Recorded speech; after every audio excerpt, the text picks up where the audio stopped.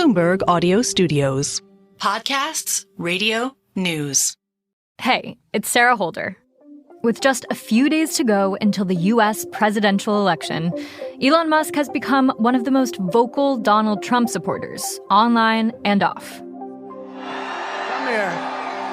Take over, Elon. Just take over. There's a lot of people out there who need to vote for President Trump. Okay, so this is a real battle. This is a real election battle. So you need to get friends and family to vote. Make sure they vote. The tech CEO has spoken at Trump rallies and funneled more than $100 million into getting Trump and his allies elected. Musk has also created a pro-Trump PAC that's giving away million-dollar checks to randomly selected swing state voters who sign a petition to support free speech and the right to bear arms. Musk is the richest man in the world with an extremely large megaphone. It's not too surprising that he's entered the political arena, but I think a lot of us have been really curious about how he got here. When did this co-founder of an electric vehicle company turn into such a big MAGA guy? What and who is shaping his stances? Our friends over at Elon Inc. have answers to these questions and more in their new limited series, Citizen Elon. It's all about the ways Musk is using his wealth and power to shape this year's election. Bloomberg's Max Chafkin, who's been following Elon Musk for years, is your host. And get ready, because we're bringing you the first episode right now. After that, you can head over to the Elon Inc. feed for episode 2. The Big Take will be back next week.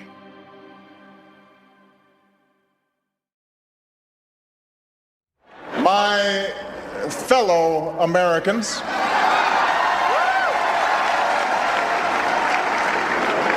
mahalo. It's April 2011, White House Correspondents' Dinner in D.C., a giant annual party for politicians and the press corps. President Barack Obama on stage, roasting himself, his colleagues, the press, and the odd celebrity. As some of you heard, the state of Hawaii released my official long-form birth certificate. Anyway, Donald Trump is here tonight. For months leading up to this, Donald Trump was going on talk shows, falsely claiming that Obama wasn't born in the U.S., which, if that was true, would have made him a wrongfully elected president. People believed it. The rumor grew. Enough so that Obama had to weigh in. But no one is happier, no one is prouder to put this birth certificate matter to rest than the Donald. Obviously, we all know about your credentials and breadth of experience. No, seriously, just recently, in an episode of Celebrity Apprentice, at the steakhouse, the men's cooking team did not impress the judges from Omaha Steaks. And you, Mr. Trump, recognized that the real problem was a lack of leadership. And so ultimately, you didn't blame Little John or Meatloaf. You fired Gary Busey.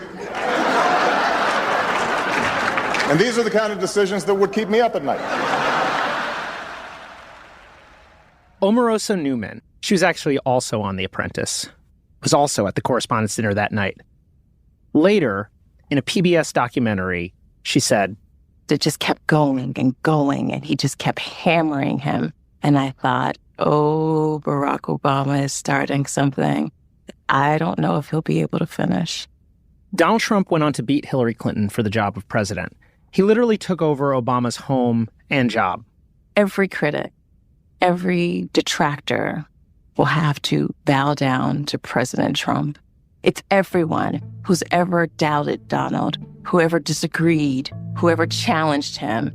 It is the ultimate revenge to become the most powerful man in the universe. Now, fast forward a few more years.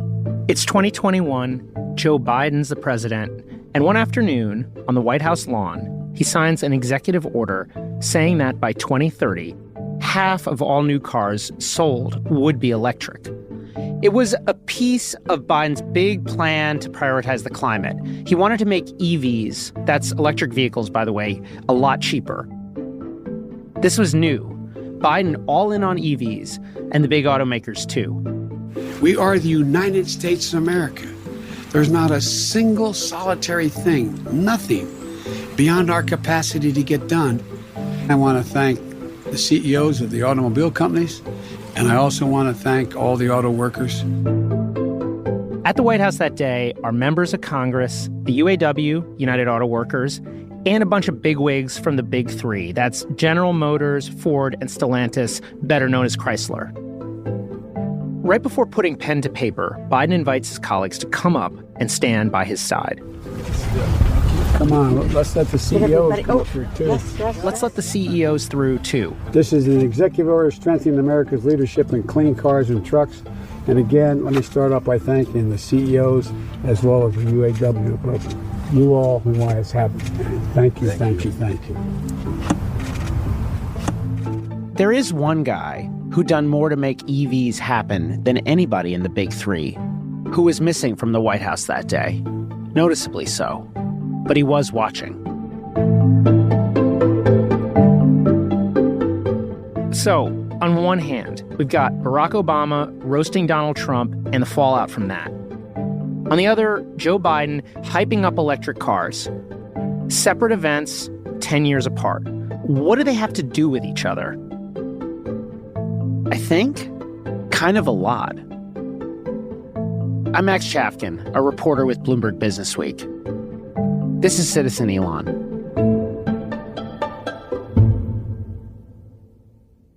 This is a show about Elon Musk, someone I've spent almost 20 years reporting on. For the longest time, Elon's been a champion for electric cars, a champion for outer space, and, as of this summer, a champion for Donald Trump. The Elon I've always known has been largely apolitical. Now, in the weeks leading up to the 2024 election, Elon's funneled more than $100 million into getting Donald Trump elected. What I'd really like to understand is, what happened? Why is Elon suddenly so committed to Trump winning?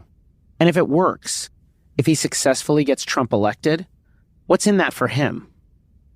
The first time I interviewed Elon Musk was in 2006. Tesla was just a startup. Today, it's the most valuable car company in the world. You talk to CEOs normally, and they're scripted, they talk in sound bites, and Elon is the opposite. He'll say whatever he wants, whatever's on his mind. It is a fixer-upper of a planet. But eventually you can transform Mars into an Earth-like planet. How would you do that? You'd warm it up. The fast way is drop thermonuclear weapons over the poles. Guys, I actually have to say, we have to keep no essays, only questions. Everyone was a slave. Everyone. Well, not everyone was a slave. No, everyone was a slave. Okay. We are all descended from slaves. All of us. Yeah. It's just a question of when. Of course, Elon could also be cold, cruel. Looking back on it now, I think maybe I was letting him off too easily, paying attention to his achievements and ignoring his bad behavior. In terms of politics, Elon's always been kind of a chameleon. When George W. Bush was president, Elon didn't have much to say about climate change. He drove a Porsche. When Barack Obama was president, Elon became a green capitalist, ecologically conscious. He wanted to blanket America with solar panels. His take on Trump running matched most Democrats and moderate Republicans. Hopefully Trump doesn't get the nomination of, the Republican Party. That's because I think that's, that wouldn't be good. And again, after 2016, Musk more or less got on board with Trump. Meetings with Steve Bannon, was on advisory councils to the president. It was business as usual. But then COVID came and something changed, especially after Biden became president. You have to remember that, Elon Musk is a guy who can't get enough of the dopamine feedback of people and crowds and adulation. Dana Hull is another reporter here at Bloomberg. She also covers Elon Musk. And during the pandemic, we were all locked down in our houses, and he was incredibly angry that Tesla's factory in California was shut down because of COVID restrictions. On an earnings call, talking to investors, Elon called stay-at-home orders in Alameda County, where Tesla's factories were based, fascist. Quote, "This is not democratic. This is not freedom. Give people back their goddamn freedom." And then you started seeing more tweets that were kind of questioning, the efficacy of vaccines and just like a little bit more COVID denialism. And then Dana said by this point, it was just a hop, skip, and a jump to much fringier conspiracy theories. And then there was something else that happened during COVID, something huge. At some point, Elon Musk became the richest person in the world. And I think that once you're the richest person in the world, you are emboldened to do things that maybe you weren't before.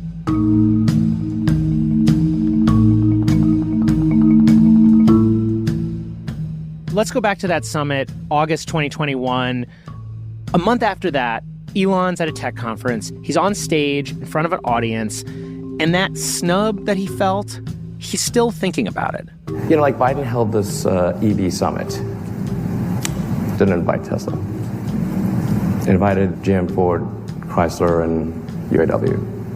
An EV summit on the White House. So you were pissed. Does this sound maybe a little biased? 8 months go by, and Elon sits down for another interview with the guys running a club for Tesla owners in Silicon Valley. It's called the Tesla Owners Club of Silicon Valley. And remember that White House snub? Elon is still pissed off about it. Last year, President Biden held an EV summit where Tesla was explicitly not allowed to come. Now, Tesla's made 2/3 of all electric vehicles in the United States, deliberately excluding us from an EV summit at the White House. That tells you all you need to know. It's insane. Insane.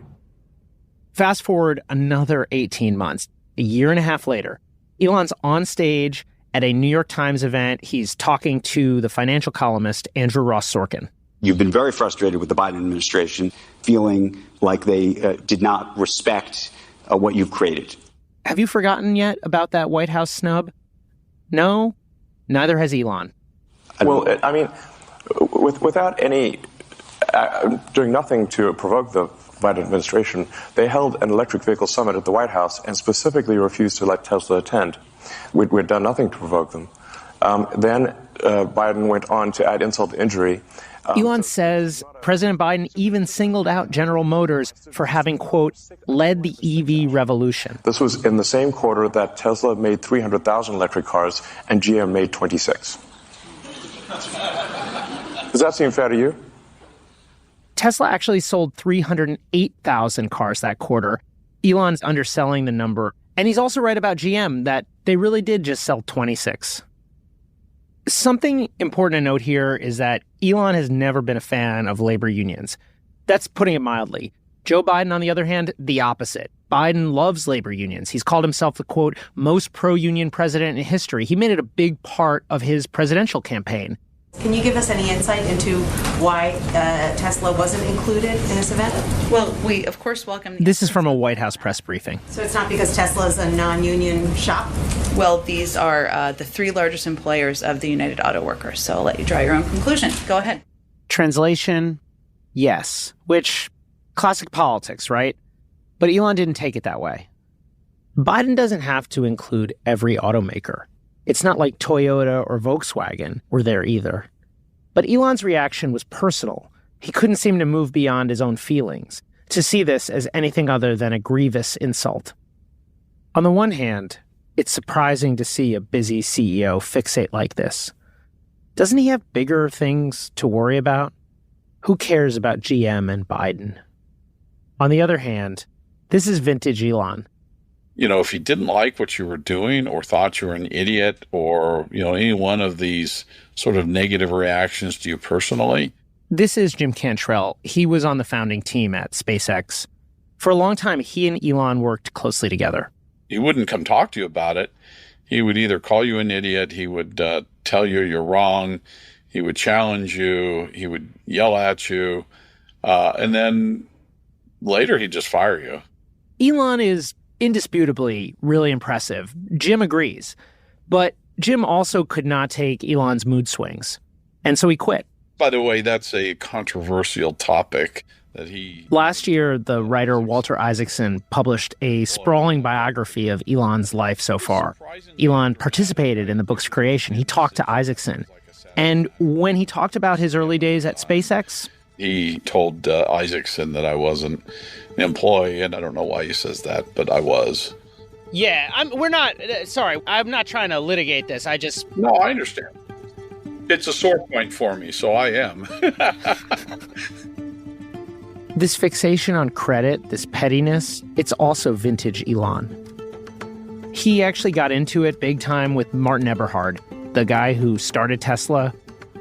Martin himself claimed that Elon was taking up more than his share of credit for the company.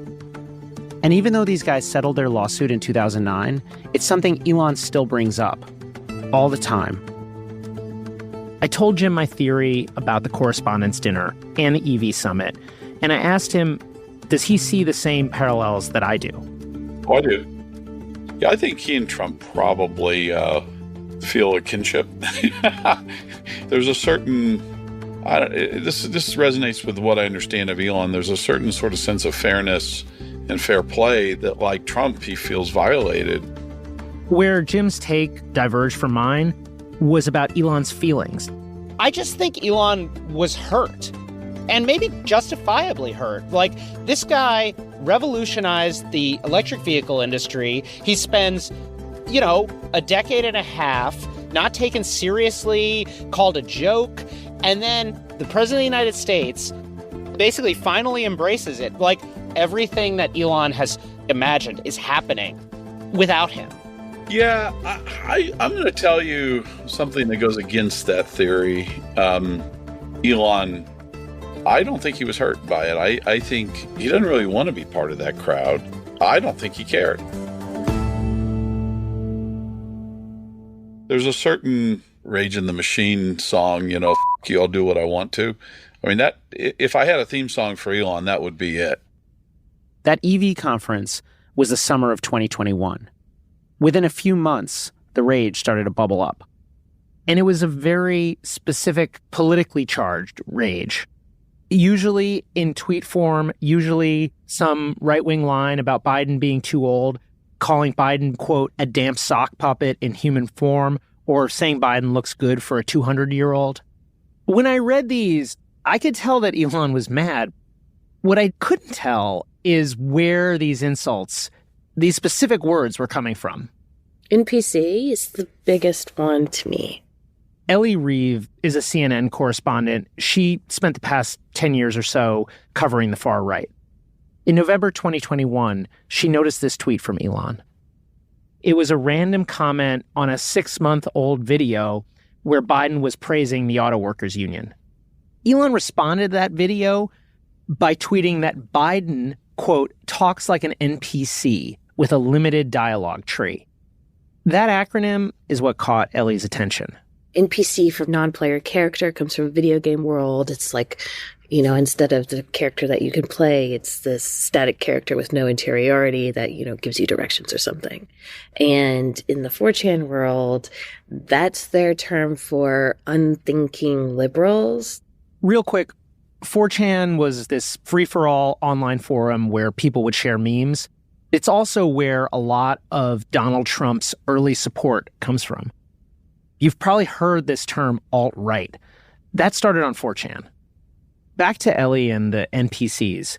The tweet she noticed, it was basically Elon calling Biden a tool of the elite. And I don't mean elite in the normal sense. I mean it in the conspiratorial sense of an elite cabal, probably Jewish, that is secretly out to get us. Ellie says NPC is a kind of acronym that would normally be thrown around by neo-Nazis, men's rights groups, Proud Boys, incels. Elon Musk is a very powerful person. He's not a guy with a Twitter handle. Like, this guy can influence wars. Does Elon have the social skills to actually lead a mass of men? I don't know. But does he have enough of a network to spread these ideas into, among people who are in the position to truly affect how the government works? That's the question for me. Ellie's not alone on this one, and she's certainly not the only person who's noticing Elon's changing politics. The first thing that I really noticed about Musk was during the rise of the alt-right. Joan Donovan is a sociologist. She specializes in disinformation. That's people or groups who lie on purpose for political gain. He seemed to be very cued into the idea of population collapse and this idea. This is like the NPC thing. It doesn't sound that bad on its face, but if you're paying attention to the subtext, it's not just about babies. He seems to believe that the wrong kind of people are the ones who are reproducing because white people are not reproducing at the same rate as other people.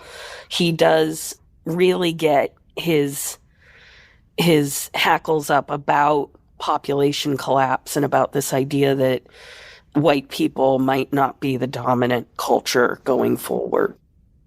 Right. Eugenics, a discredited theory about selective breeding. By the way, we invited Elon Musk to come talk to us or to provide comment. He didn't respond. Another thing that Elon's growing interested in, and I mean really interested in, is free speech.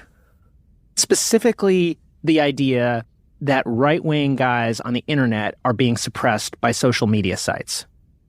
Those right-wing guys, though, I don't think they were really paying attention to Musk. Not yet, anyway. When did he start mattering to them as a figure? Around the time he started to say that he should just buy Twitter. That's when I first saw the far right really starting to believe he was a mover and that he was going to do something huge. After the attacks on the Capitol on January 6th in 2021, Twitter banned tens of thousands of accounts associated with the right-wing conspiracy theory known as QAnon.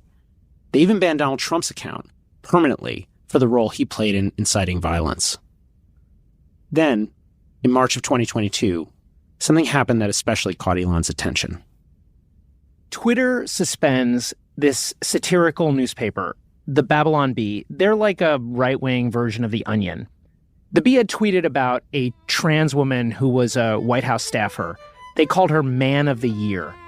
Twitter said that violated its policy against hateful conduct.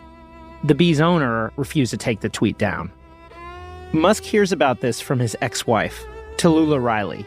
She sends him a text a few days later. Quote, "America is going insane," it says. "The Babylon Bee suspension got crazy. Can you buy Twitter and then delete it, please? Or can you buy Twitter and make it radically free speech?" And so he did. Welcome to Tucker Carlson Tonight, a good news show. Don't get those too often. It's April 25th, 2022. Elon Musk bought Twitter today. Unlike the leaders of Facebook, Google, Apple, Amazon, Elon Musk believes in free speech. This is the single biggest political development since Donald Trump's election in 2016. It is certainly the most threatening challenge to the corrupt and incompetent leadership of this country. Now, that may not be— I remember watching this and rolling my eyes. I thought, Elon Musk is no free speech savior. He's a business guy who's just spent $44 billion to buy Twitter. Why would he mess with that? He's got other companies to worry about. But now, looking back, I think Tucker really was seeing something seismic and inevitable. For years, Elon and Trump have been marching in the same general direction, which makes sense. They're a lot alike. They both come from privileged backgrounds. They both grew up under hugely accomplished fathers whose shadows they wanted out from under. They both fought hard for their rightful place, not just to be inside of the rooms where history happens, but to be the ones in charge. But they never really made it all the way through the door. To President Obama, Trump was a punchline. To President Biden, Elon was irrelevant. There's something Jim told me, he's a guy who worked at SpaceX with Elon, that I keep coming back to. It's about that correspondence dinner and the EV summit. It's a slight that tells you that they think they're the parents sitting at the table and you're a child that's not invited. And I can see Elon wanting to just destroy the table, burn it to the ground. What does Elon do right after closing the Twitter deal? He reinstates Donald Trump's account. If you can't join them, beat them. That's next time.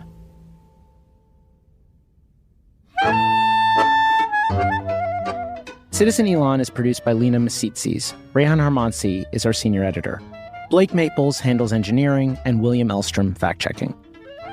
Brendan Francis Newnham is our executive producer. Sage Bauman is the head of Bloomberg Podcasts. Big thanks to the Elon Inc. crew: David Papadopoulos, Naomi Shavin, Magnus Henriksen, Stacey Wong. Listen every Tuesday for breaking Elon news. And thanks to our Bloomberg colleagues, David Fox, Julia Press, Dana Hull, Sarah Fryer, Kurt Wagner, Mark Millian, Becca Greenfield, Margaret Sutherland, Allison Mobley, Jackie Kessler, Ariel Brown, Chris Nasenzo, and Albert Hicks. An extra big thanks to Brad Stone, editor of Business Week, and Katie Boyce, executive editor of Bloomberg Digital, for their unflagging support. Part 2 of Citizen Elon comes out next week, and since we won't know how this thing ends until after the election, that's when you'll hear the last part of our series. I'm Max Chafkin. If you have a minute, rate and review our show. It'll help other listeners find us. Thanks again.